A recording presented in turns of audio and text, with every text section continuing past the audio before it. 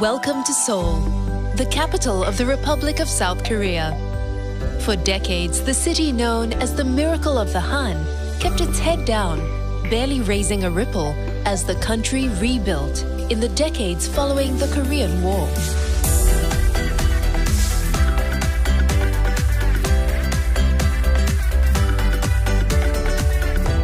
Today, Seoul has re-emerged as an economic powerhouse and the epicenter of Hallyu, a Korean wave of culture that is sweeping the world's smartphones, food halls, and dance floors. But Seoul wasn't always so outgoing. In the 14th century, a 12-mile fortress wall encircled Korea's ancient capital. Its gates closed each night to keep marauding Siberian tigers and invaders at bay. Since then, the city has spilled out far beyond and above its great city gates and guardian mountains. 21st century Seoul is a city where glass and steel towers and the ancient curves of palace roofs coexist. It's a city where the brushstrokes of the past and contemporary public art tell stories of tradition and inspiration.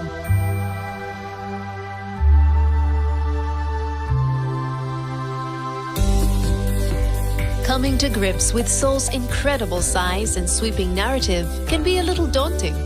So start your adventure at the K-Style Hub, a state-of-the-art visitor center where South Korea's past, present, and future converge. From the latest in K-pop to its timeless national parks. From the cutting edge of K-design to culinary traditions which have taken centuries to perfect. And while you're here, why not slip into the traditional dress? Dressing up hanbok style doesn't just put you in touch with Korea's proud past, it also gives you free admission into many of Seoul's most revered historic places. At the head of Gwanghwamun Square sits the gleaming statue of Sejong the Great, the 15th century Joseon dynasty king whose reign oversaw a golden age of literature, science, and technology.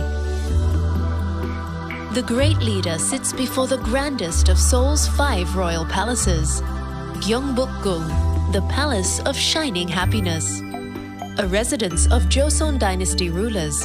From the late 1300s until 1910, the palace has endured fires, invasion, and wars.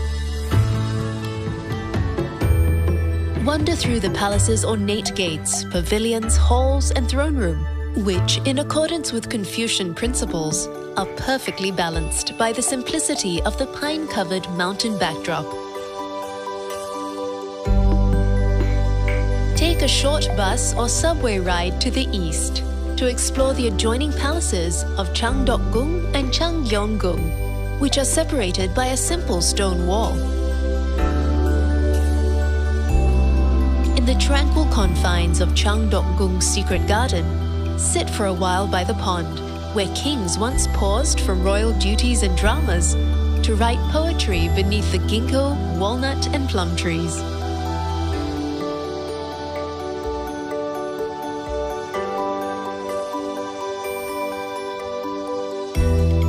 To the south at Doksugung Palace, see the changing of the guard, which takes place 3 times each day.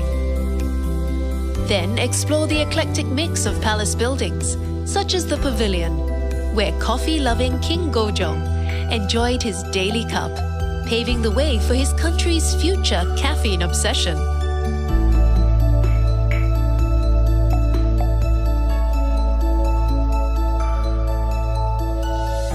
Just to the west is the last of Seoul's great palaces, Gyeonghwamun, a royal refuge in times of unrest.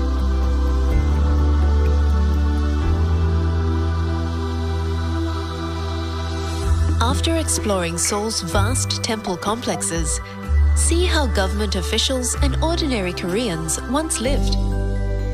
At the Namsangol Hanok village, ancient buildings and traditions have been preserved in one of the most scenic and tranquil areas of Seoul.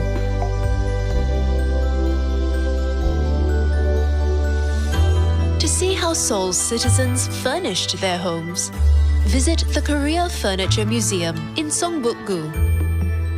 Here, over 2,000 exquisite pieces of practical craftsmanship are displayed within 10 traditional houses.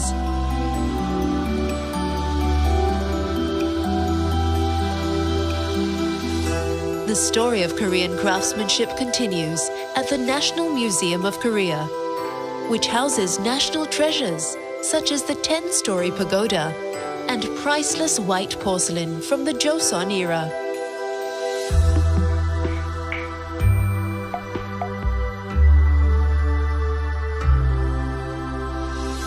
But it's in Seoul's busy streets where the past and present really rub shoulders, and where the two Korean loves of shopping and food go hand in hand. Close to Seoul's Great South Gate, step into Korea's largest marketplace, Namdaemun Market, where locals have been bargaining hard for over 600 years.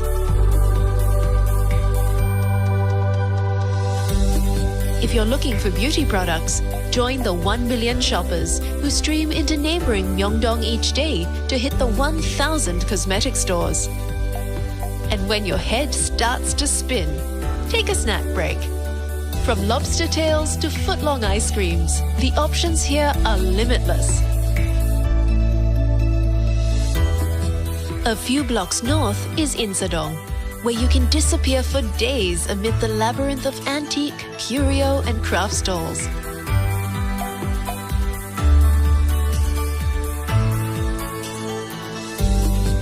While just a short bus ride away, at the Dongdaemun Market, you could spend months browsing the fashions on offer in the area's 26 malls and 30,000 specialty shops.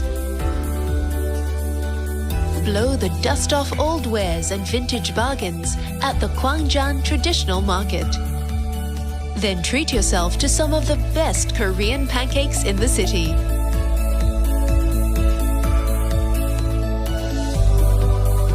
If you're a seafood lover, cross the river to the futuristic Noryangjin Fish Market, where the skillful vendors at 700 stalls sell, slice, and cook every kind of seafood imaginable.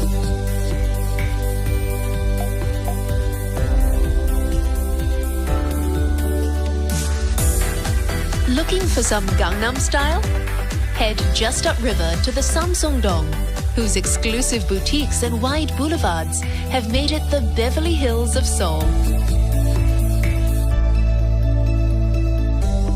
But it's not all bling in Gangnam. You'll find plenty of bliss here too. Pass through the Gate of Truth and spend a few hours in the wooded surrounds of the Bong-eun-sa Buddhist Temple, a peaceful antidote to the fierce pace of Seoul's shopping.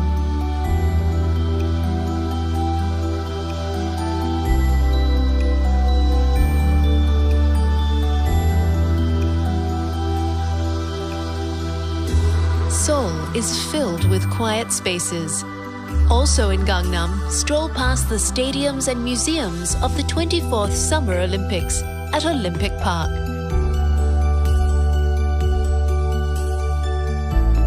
Across the river, relax with locals amid the leafy glades of Seoul Forest.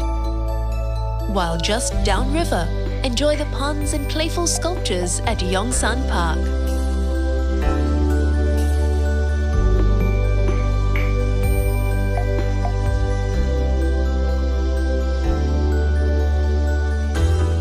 Namsan is one of Seoul's guardian mountains, marking the southern limit of the ancient capital. The city has long since grown around it, and today the mountain has become one of the city's favorite green getaways. At Namsan Botanical Garden, follow the winding paths through fields of wild flowers and pine forests. Then hike or take the cable car to the peak, and take in the sweeping views from the old city walls or from Seoul's iconic tower.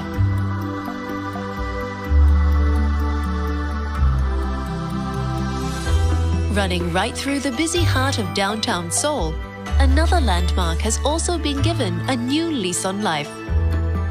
After centuries of neglect, Cheonggyecheon Stream has been transformed into a 7-mile corridor of serenity and creativity.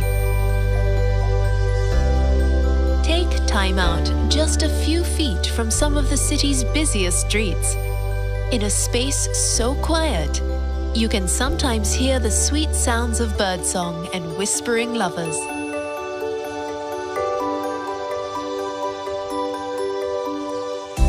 Leave the bright lights and noise of the city even further behind, amid granite-studded peaks of Bukhansan National Park. Take the 45-minute subway ride from central Seoul and spend the day hiking through the crisp mountain air, past ancient temples and rushing streams.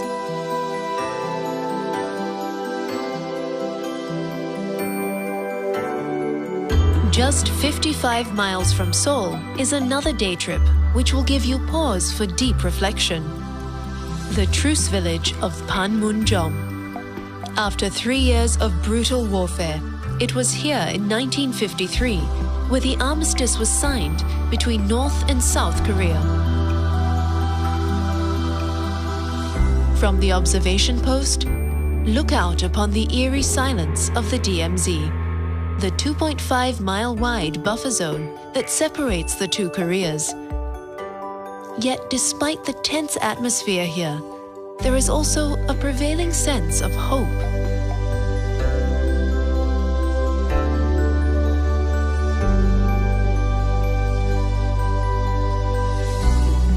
On returning to Seoul, spend a little time at the War Memorial of Korea to truly appreciate the scale and trauma of the Korean War, a conflict that tore a country in two, involved 22 nations, and cost millions of lives. Besides displaying all the usual machinery of war, above all, this is a place of remembrance, longing, and determination.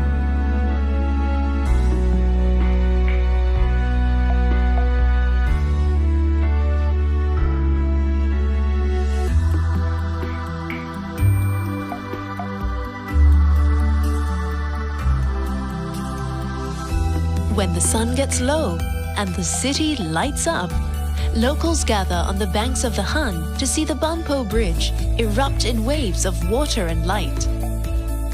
It's in moments like these that South Koreans reflect on life's possibilities and are reminded that they are capable of anything they put their minds, imaginations, and hearts to.